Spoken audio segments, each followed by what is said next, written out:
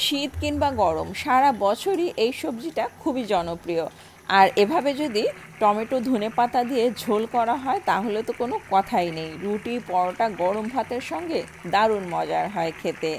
আজকে লাউ রান্না করব, আর লাউ আজকে টাকি মাছ দিয়ে ঝোল করব। লাউ কেটে ধুয়ে নিব।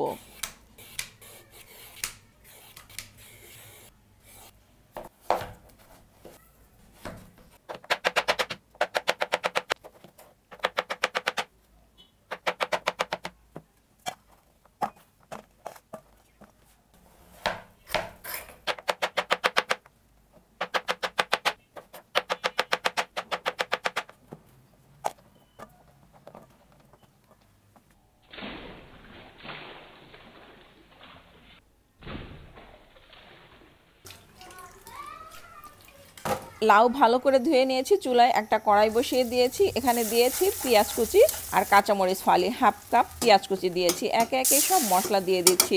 হলুদ গুঁড়া 1 চামচ, মরিচের গুঁড়া হাফ চামচ, ধনে গুঁড়া হাফ চামচ, জিরা বাটা হাফ চামচ, রসুন বাটা হাফ চামচ। সব মশলা দিয়ে এখন খুব ভালো করে কষিয়ে নেওয়ার পরে দিয়ে দিলাম ধুয়ে রাখা মাছ। আমি এখানে টাকি মাছ নিয়েছি, আজকে টাকি মাছ দিয়ে লাউ রান্না করছি। মাছ খুব ভালো করে কষিয়ে নেওয়ার পরে এখন দিয়ে দিলাম ধুয়ে রাখা লাউ। এখন এই মশলার মধ্যেই লাউ খুব ভালো করে কষিয়ে নিব। খুব ভালো করে কষানোর পরে এখানে দিয়ে দিচ্ছি 1 কাপ পানি। আমি এখানে 1 কাপ গরম পানি দিয়েছি, আর কোনো পানি দেবো না, খুব অল্প পানি দিয়েছি। আর লাউ থেকে যে পানিটা বের হবে ওটা দিয়ে কিন্তু হয়ে যাবে রান্নাটা। তো এই যে লাউ কিন্তু সিদ্ধ হয়ে গেছে, একদমই কচি একটা লাউ। আর এখন এখানে দিয়ে দিচ্ছি টমেটো। টমেটো আমি এখানে 2টা দিয়েছি, আর টমেটো দিলেই খুব ভালো লাগে এই লাউয়ের ঝোলটা। শীত কিংবা গরম এখন সারা বছরই বাজারে লাউ পাওয়া যায়, আর লাউটাই আমি বেশি পছন্দ করি খেতে।